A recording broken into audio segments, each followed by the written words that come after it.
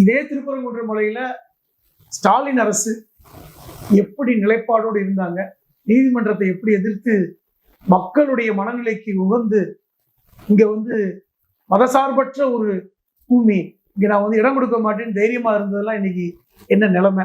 போலீஸ்காரர் நின்னாரு பாத்துக்கலான்னு. அது யார் கொடுத்த தைரியம்? முதல்வராக இருந்த திரு ஸ்டாலின் கொடுத்த தைரியம். அது ஒரு பக்கம். இது ஒண்ணு. இரண்டாவது ஒருத்தர் கொண்டு வந்திருக்கீங்க, வெங்கட்ரமணன், மயிலாப்பூர். அவர் சும்மா கொண்டு வரலங்க, அவர் தாங்க பள்ளி கல்வித்துறை அமைச்சர். வெங்கட்ரமணன் பிராமணரா? 100%. ஏன்னா இவர் ஜாதி பார்த்து நிப்பாட்ட மாட்டாரு. அதுதான் நிப்பாத்தி இருக்காருல்ல, அவர் பார்ப்பனிய சமூகம். விஜய் என்ன சொன்னாரு? மத்த கட்சியில் ஜாதி பார்த்து நிப்பாட்டும், நான் நிப்பாட்ட மாட்டேன்னாரு. அந்த தொகுதியில இவரு நிறுத்தின ஒருத்தர் மட்டும் தாங்க பார்ப்பனர். தமிழிசை நான் பிராமின், திமுக அவரும் நான் பிராமின் தான்.